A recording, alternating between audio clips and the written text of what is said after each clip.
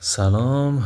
این دومین کتابی است که از مجموعه کتب مهم فلسفه اخلاق من میخوام به صورت خلاصه ارائه بدم. کتاب اول کریتون بود، کتاب دوم اوتیفرون هست. باز هم مانند کریتون، اوتیفرون از مجموعه رساله های مرگ سقراطه که مجموعه رساله های مرگ سقراط 4 تاست.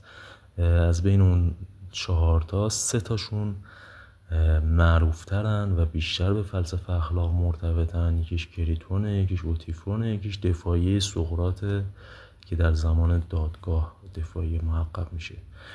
کریتون که در زمان زندان بود بعد از دادگاه. اوتیفرون رساله است که مربوط به زمانی میشه که سقراط میره برای محاکمه احضار شده، یعنی میره دادگاه که ببینه حالا کی ازش شکایت کرده و پیگیری بکنه. این رساله هم مانند بقیه آثاری که به سقراط منتسب هست نوشته افلاطون هست، یعنی نویسنده شخص افلاطونه و البته همونطور که میدونید آثار افلاطون تو اکثرش سقراط وجود داره، نه همشون ولی تو اکثر آثار افلاطون سقراط وجود داره. بعضی از این آثار که سقراط وجود داره بیشتر منتسب به سقراط میشه تا افلاطون و بعضی از این آثار بیشتر منتسب به خود افلاطون میشه تا سقراط. اینم برمیگرده به اینکه افلاطون رو تو کدام دوره از نویسندگی یا زندگیش اون رو نوشته باشه. معمولا آثاری که مربوط به دوره اولش هست بیشتر به سقراط نسبت داده میشه و میگن افلاطون اینجا بیشتر نقل کننده بوده. آثار دوره متوسط و متأخرش که حتی متأخر دیگه سقراط خیلی کمرنگ میشه، اونها بیشتر به افلاطون نسبت داده میشه، چون که افلاطون بعد از اینکه حالا اون دوره اول رو مینویسه کم کم شروع میکنه برای خودش فلسفه سازی میکنه، نظام فلسفی میسازه که اینها برای سقراط نبوده، برای خود افلاطون بوده و آثاری که منتسب به اصطلاح سقراط هستند اون نظم و سیاقی که تو آثار خود افلاطون هستند رو نداره. آثار سقراط بیشتر یه سری پرسش و پاسخ‌هایی بوده که گاهی اوقات سوالات بدون جواب میمونده و خیلی اون فلسفه نظاممند به اون تو معنا نیست. یه سری مسائلی طرح میشن و دنبال پاسخگویی به اون مسائل هستن و به صورت دیالوگ جلو میرن. حالا این مورد اوتیفرون من اینو دارم از چه کتابی میخونم برای شما میگم. این یک کتابی هست برای چاپ شده توسط نشر مرکز که اینم چاپ 11 هست دست من هست و به اصطلاح چاپ اولش سال 91 بوده، چاپ 11 سال 1403.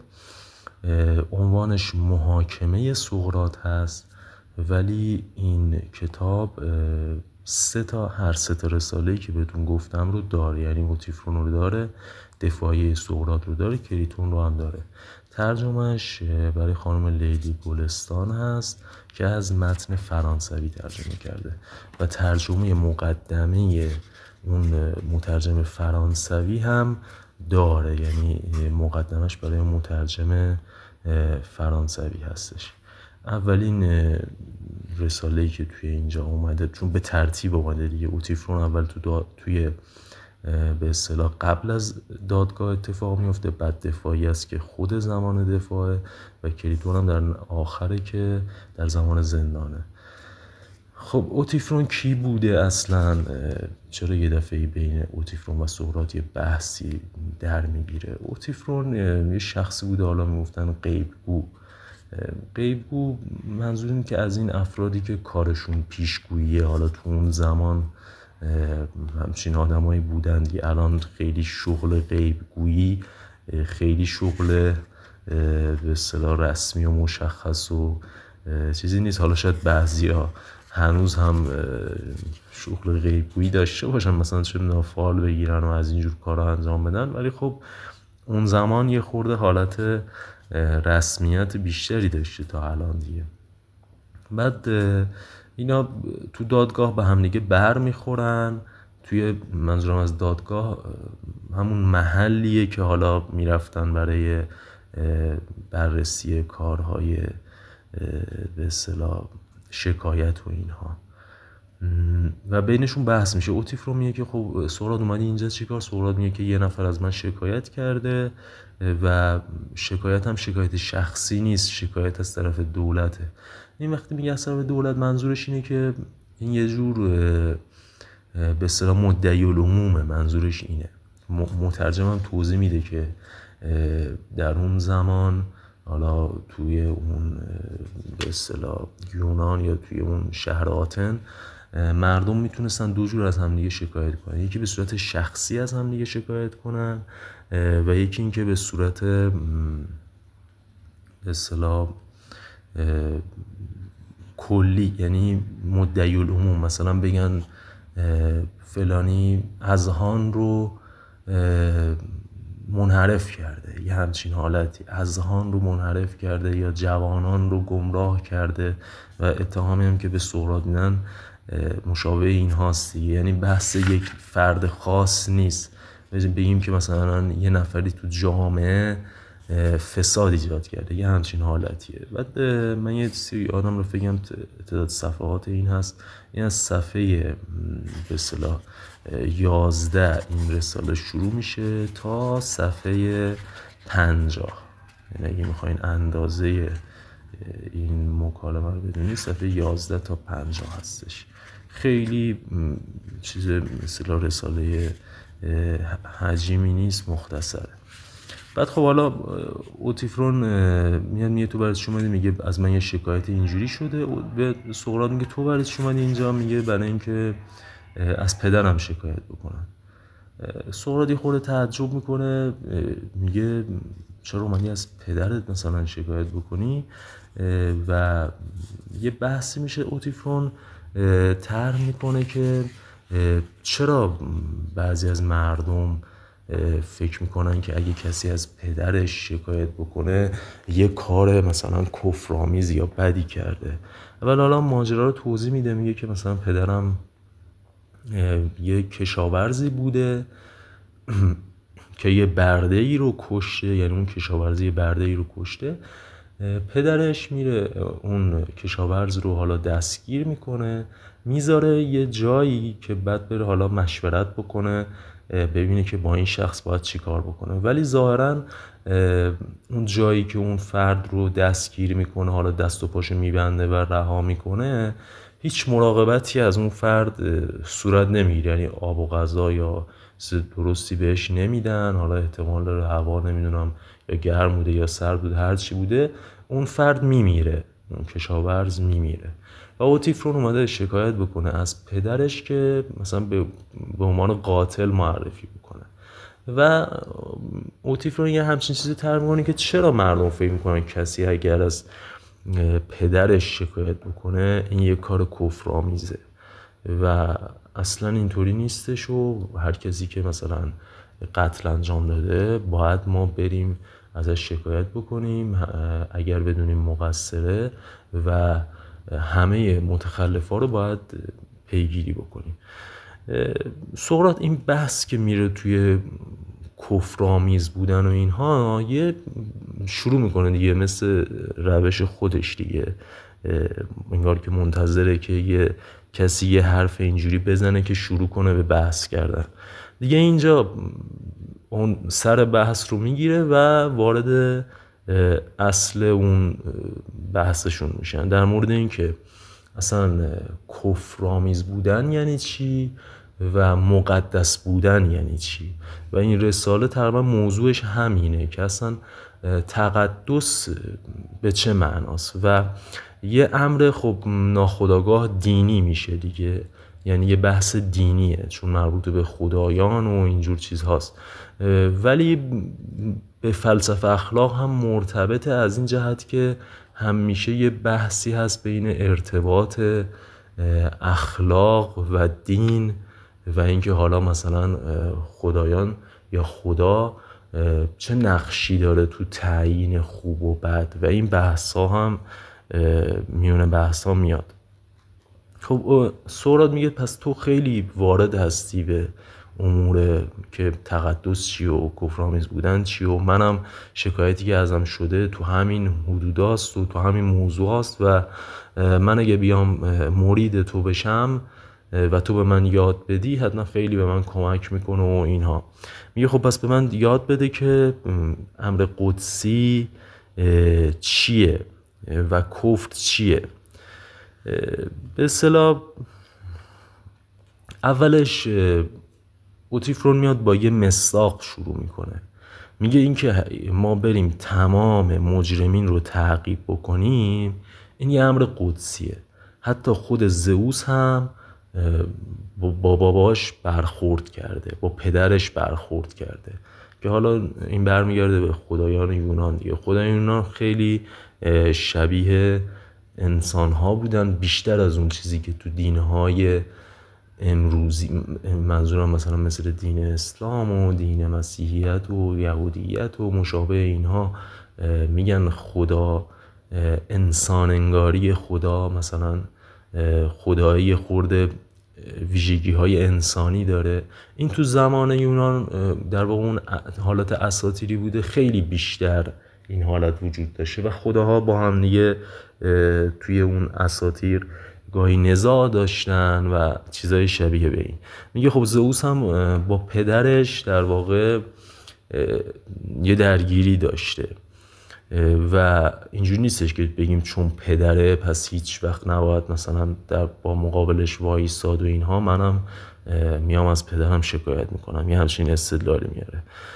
سقراط یه چیزی میگه که میدونی، سقراط میگه میدونی من خیلی سخت اینجور اختلاف خدایان رو باور میکنم و اتفاقا همین چیزاست که باعث شده از من شکایت بکنن. یعنی انگار سقراط داره کنایه میزنه به این بحث که چرا ما خداها رو انقدر شبیه انسان ها تصور میکنیم. البته اینو نمیگه ها، اصلا اینو به صورت مستقیم نمیگه، ولی آدم برداشت میکنه که یه همچین چیزی مراد سقراط. چون سقراط میگه من نمیتونم تصور کنم، برام سخته که تصور کنم که خداها هم مثل ما با هم اختلاف دارن و اینها، یه همچین تعبیری میکنه.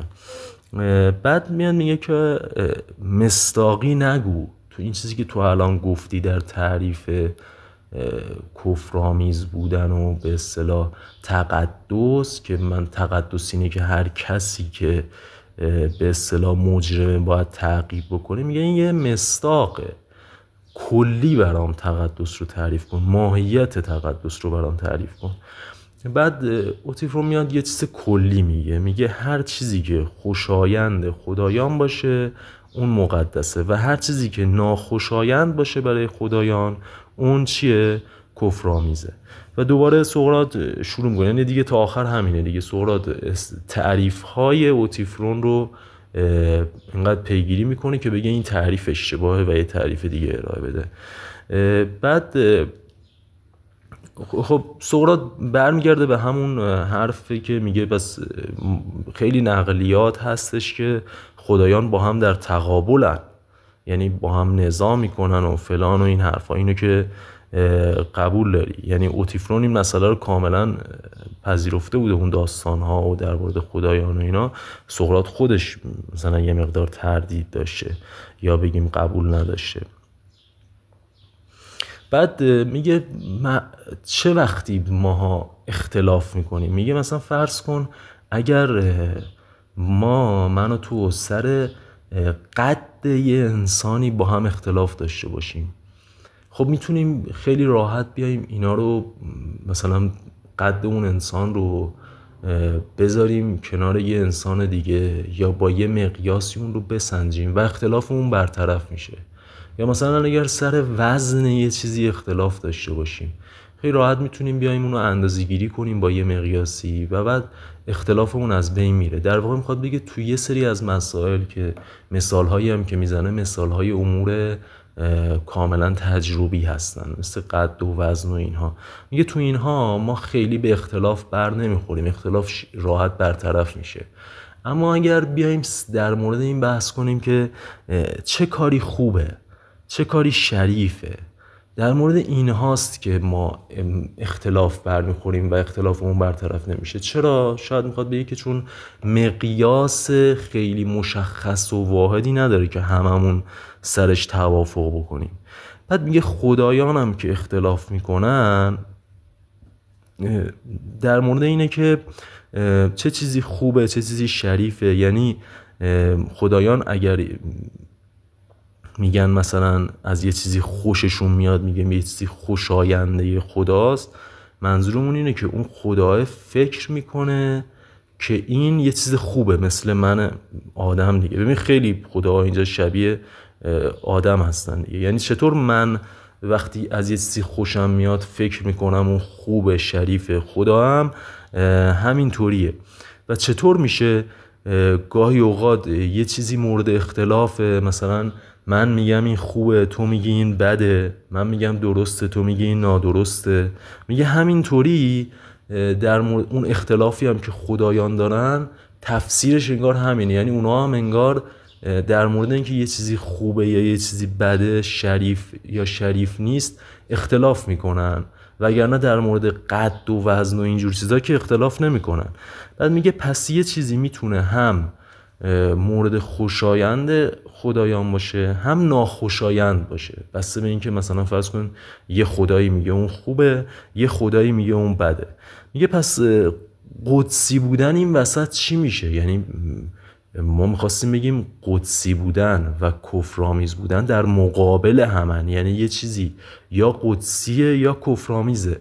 ولی اگر ما به این نتیجه برسیم که خدایان هم اختلاف میکنن و مثلا میگن یه چیزی، یه خدا میگه مثلا خوبه، یه خدا میگه بده، پس یه شیئی ممکنه در آن واحد هم قدسی باشه هم کفرآمیز باشه و اینکه خب درست در نمیاد.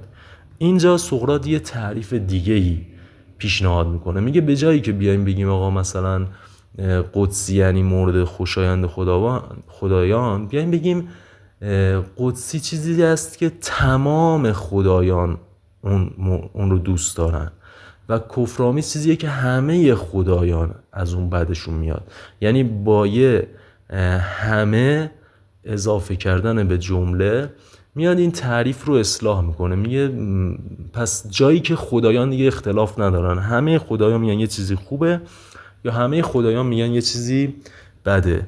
بعد اینجا بعد از اینکه اوتیفرون اینو قبول میکنه، سقراط یه جمله خیلی معروفی رو اینجا میگه که این جمله شاید معروف ترین جمله این رساله هستش و خیلی این به فلسفه اخلاق هم مرتبطه و هنوز هم این جمله اهمیتش رو حفظ کرده و اون جمله اینه. من این جمله رو به صورت کامل از روش میخونم.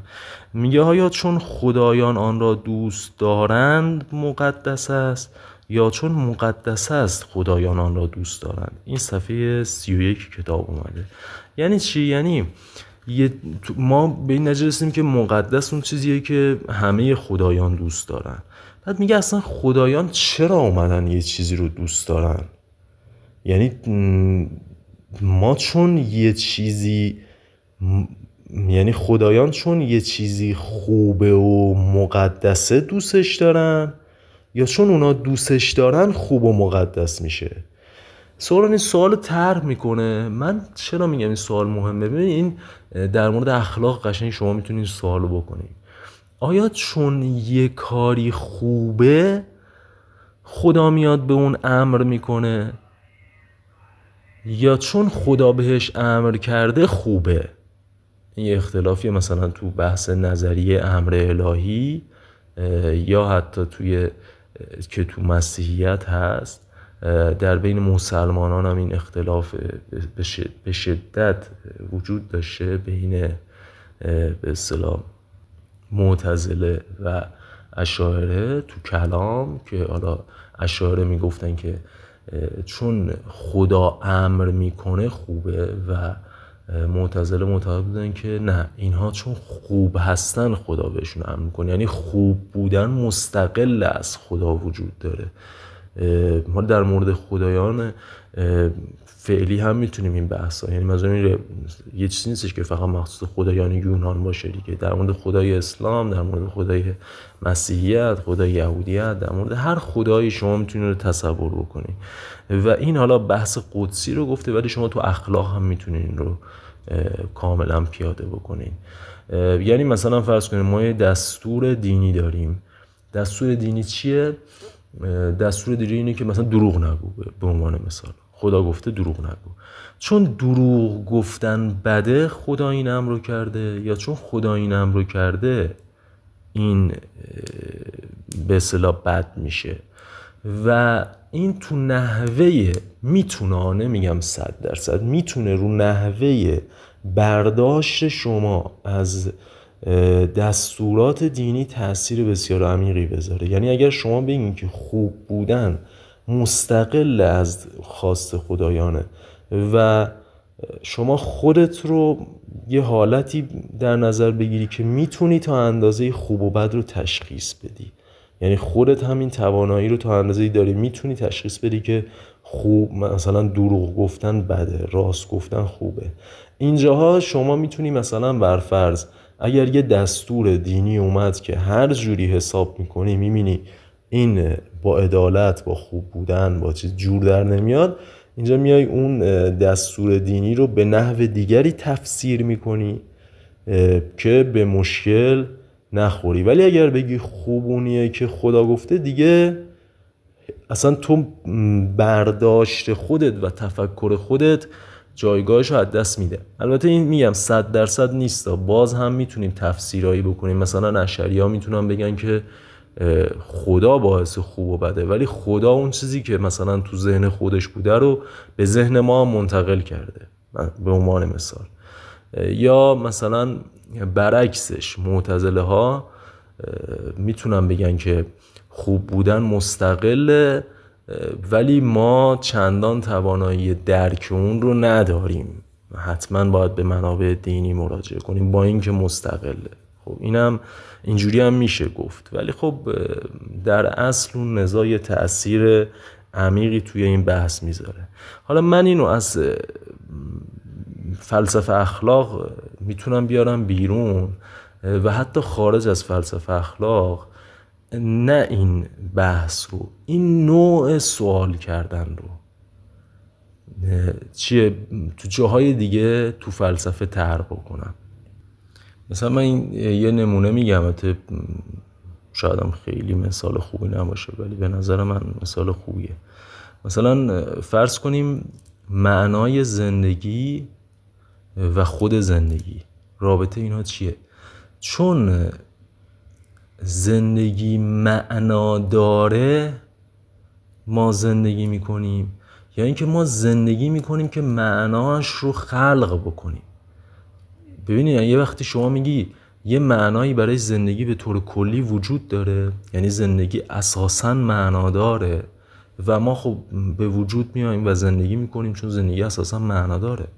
یه وقتی میگی نه، اساساً زندگی اساساً معنادار نیست، منی که زندگی میکنم معناش رو خلق میکنه، یعنی من باید تلاش بکنم که معناش رو خلق بکنم و چون من اون معنا رو خلق میکنم زندگی تازه معنا پیدا میکنه. حالا تو فلسفه اخلاق تو جای دیگه مثال بزنم، این مثال قشنگ‌تریه، در مورد وظیفه و نتیجه. چون دستورات اخلاقی وظیفه هستند نتایج خوبی رو به دنبال دارن، یا چون نتایج خوبی رو به دنبال دارند وظیفه هستن. این اختلاف بین وظیفه گرایی و نتیجه گرایی که میشه اینجوری بیانش کرد و خیلی به نظرم اینجوری این نحوه بیان میتونه کمک بکنه. و شما از این دست سوال پرسیدنی که سقراط انجام داده میتونین در بارها و بارها تو مسائل مختلف از این روش استفاده بکنید و خیلی به نظرم میتونه همیشه نگاهتون رو عوض بکنه. مثلا دارین یه چیزی رو پیشفرض گرفتین، دارین میرین جلو، یه دفعه به ذهنتون میاد که اینو کاملا برعکس هم میتونین نگاه بکنین. مثل اوتیفرون که پیشفرض گرفته بود چون خداها دوست دارن مقدسه و یه دفعه سقراط مسئله رو کاملا برعکس کرد، یعنی چون مقدس و خوبه خداها دوست دارن. اینجا سقراط این سوال رو جواب میده، یعنی میگه که از نظر خودش چون مقدسه خدایان اون رو دوست دارن، این حالا نظر خودش رو بیان میکنه و بعدش میاد میگه پس مورد علاقه خدایان بودن با مقدس بودن دو امر جدا از همه و اینی که میگیم خدایان یه امر مقدس رو دوست دارن، این در واقع یه جور عارضه یه امر مقدسه، چون گفتیم مقدس بودنش مستقل دیگه، مستقل از دوست داشتن خدایانه، یه عارضشه. بعد میگه اوتیفرون بیا ذات امر قدسی رو برای من تعریف کن و این عارضه رو نگو. بعد شروع میکنه اینجا میره توی بحث درست بودن، عدالت و مسائل مثل این. میگه پس به جای این که بگیم مثلا چون خدا دوست داره مقدسه، بگیم اون چیزی که درسته مقدسه یا اون چیزی که عادلانه است مقدسه. بعد یه سوالی رو طرح میکنه، میگه هر جا که عدالت باشه تقدس هم وجود داره یا اینکه هر جا که تقدس هست عدالت هم هست؟ این با سوال قبلی فرق داره، یعنی اون نوع سوال قبلی که مطرح کردم نیست. این در واقع داره از شمولیتش میپرسه، میخواد بدونه عدالت عامتره شاملتره یا تقدس عامتره شاملتره، کدومشون دایره وسیع تری دارن؟ مثل حیوان و انسان، الان حیوان عامتر از انسان دیگه، آیا هر انسانی حیوان است؟ هر انسانی حیوان است؟ ببین در اینجا حیوان عامتره، هر انسانی حیوان است، ولی یه سری حیوانا وجود دارن که انسان نیستن مثل خرگوش. یا اینکه هر حیوانی انسان است. یعنی چی؟ یعنی انسان عامتر باشه، ولی خب این اشتباه دیگه، این جمله هر حیوانی انسان نیست، مثلا خرگوش حیوان است و انسان نیست. این داره این سوالو مطرح میکنه، میگه هر جا عدالت هست تقدس هست، یعنی که هر جا تقدس هست عدالت هست. اوتیفرون میگه عدالت عامتر از تقدسه، یعنی یه سری از عدالت ها تقدسی هستن، یه سری از عدالت ها تقدسی نیستن. بعد میگه کدوم عدالت ها تقدسی هن؟ اونایی که مربوط به توجه افراد به خدایان میشه. چون ببین تقدس یه کلمه ایه که حالت دینی داره دیگه، تقدس و کفر و آمیز و این حرفا حالت دینی داره، لذا اوتیفرون میاد این رو محدود میکنه به مباحث دینی. میگه عدالتی که مربوط به توجه ما به خدایان باشه اون میشه مقدس، عدالتی که مربوط به رابطه ما افراد، ما انسان ها با همدیگه باشه اون دیگه امر مقدس نیست، اون صرفا عدالته. بعد سقراط یه سوالی رو اینجا مطرح میکنه، میگه این توجه ما به خدایان به چه درد میخوره؟ این سوال از اون سوال هاست که هنوزم تو فلسفه دین مطرحه و از اون سوالای بسیار بسیار دقیقی که فکر نمی کنم به این راحتی بتونن فیلسوفای دین رو جواب بدن. یعنی مثلا فرض کن ما الان به زبان خودمون میگم، مثلا میگیم که ما تو حالا مسلمونا 5 تا نماز میخونن در روز، به چه درد خدا میخوره؟ یعنی این نماز خوندن ما چه فایده‌ای برای خدا داره؟ هیچ فایده‌ای که برای خدا نداره. بعد خب اینا چجوری توجیه میشه؟ مثلا میگن که این فایدهش برای خودمونه، یعنی مثلا ما داریم توجه به خدا میکنیم که خودمون مثلا بزرگ شیم و فلان و این حرفا. ولی خب این نوع تفسیر تو زمان اوتیفرون نبوده دیگه، یعنی منظورم زمان یونان این شکلی تفسیر نمی‌کردن توجه به خدایان رو، اونا یه خورده ابتدایی تر مثلا تفسیر می‌کردن. چه تفسیری می‌کردن؟ میگفتن که اوتیفرون میگه ما دعا می‌کنیم مثل خدمتکاران خدایان هستیم، دعا میکنیم و ایثار میکنیم تا اینکه خدا با ما موافق بشه و به اصطلاح سلامت شهر و خانواده رو به دست بیاریم. یعنی چی؟ یعنی من از خدا میخوام و براش ایثار منظورش اینه که حالا مثلا صدقه ای میدم، قربانی میکنم، کار اینجوری که چی بشه؟ که اون خدا هوای منو داشته باشه، دعامو قبول کنه و مثلا شهر سالم بمونه، عذاب نازل نشه و چیزای شبیه به این. ببین این تفسیر رو هنوز هم بسیاری از افرادی که دین دارن هنوز به همین تفسیر دارن خدمت میکنن به خدایان. یعنی چی؟ حالا یه خورده مدلش فرق کرده. مثلا اون موقع حالا یه قربانی میکردن یا میرفتن دیگه دعایی توی معبدی میخوندن، هنوز هم هست. تو سرتاسر دنیا افراد دعا میخونن به شکل‌های مختلف تو معبدهای مختلف که چی بشه؟ که خدا غضب نکنه، نمیدونم حالا سیل نیاد، زلزله نیاد، چه تو این دنیا چه تو دنیای بعد. نیتش فرقی نمیکنه دیگه. یعنی شما داری دعا میکنی که خدا غضب نکنه و هوا تو داشته باشه و مریض نشی، نمیدونم پولدار بشی. این همون تفسیره که واقعا این سوال رو دوباره میشه پرسید دیگه، سوال سقراط رو. خب یعنی خدا واقعا احتیاج داره به دعا کردن من که بخواد بعد مثلا به واسطه اون دعا کردن به من حواسش باشه یا چه میدونم منو عذاب نده یا مثلا برای شهرمون برکت بفرسته؟ یعنی خدا واقعا به اون دعا کردن نیاز داره که بعد مثلا بخواد همچین کارایی رو انجام بده؟ یا اینکه نه، این صرفا تصور ماست. یه تفسیر دیگه ای من گفتم این که مثلا شما دعا نمی کنی که خدا غضب نکنه یا فلان و بیسار، شما دعا میکنید چون خود این دعا کردنه مثلا باعث میشه که چی میگن مرتبت بره بالاتر. یه همچین تفسیری هم بعضی از دیندارها دارن که خب این یه سطح بالاتره، ولی حالا اینکه تا چه حد میتونه دعا کردن رو توجیه بکنه بحث دیگه است. پس سقراط میگه پس تقدس یعنی ایثار و دعا کردن دیگه، ایثار به معنای همون چیزی که گفتم. و میگه این نوعی در واقع داد و ستده. یعنی خیلی به وضوح سقراط میگه یعنی در واقع انگار ما داریم با خدا معامله میکنیم، یه چیزی میدیم یه چیزی میگیریم. فقط اون چیزی که میدیم خیلی به درد خدایان نمیخوره. یعنی ما وقتی ما داد و ستد میکنیم باید هر طرف یه چیزی به دیگری بده که به دردش بخوره دیگه. مثلا یکی پول میده، یکی گندم میده، ولی این چیزی که ما الان داریم به خدایان تقدیم میکنیم اصلا به دردشون نمیخوره. به اصطلاح اوتیفرون میگه در واقع این کار ما یه علامتیه که نشون میده ما به خدایان احترام میذاریم و به نوعی خدایان دوست دارن. سقراط میگه ما بهشون احترام میذاریم، پس در واقع ما داریم یه کاری انجام میدیم که به نفع، یعنی چی میگم، به درد خدایان که به اون صورت نمیخوره. مثلا تو فرض کن یه قربانی میدی، این قربانیه که به درد خدایان نمیخوره.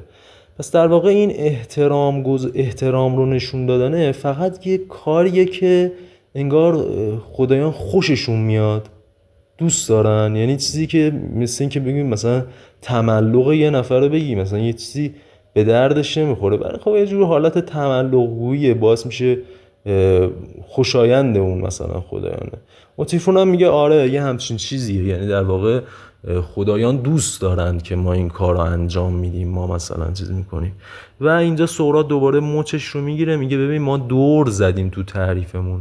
یعنی ما اولش گفته بودی مقدس اون چیزیه که خدایان دوست دارند و بعد ما بحث رو ادامه دادیم که به این نتیجه که این تعریف درست نیست، این چیزی که خدایان دوست دارن. و الان دوباره رسیدیم به همون تعریف که مقدس اون چیزیه که خدایان دوست دارند. و اینجا دوباره اوتیفرون به اصطلاح بحثا رو میپذیره، در واقع مغلوب میشه توی بحث و میخواد که بره.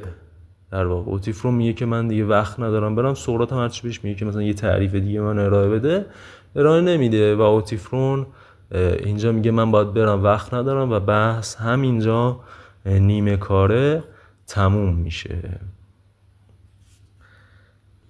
خب امیدوارم که همیشه شاد و سلامت باشین.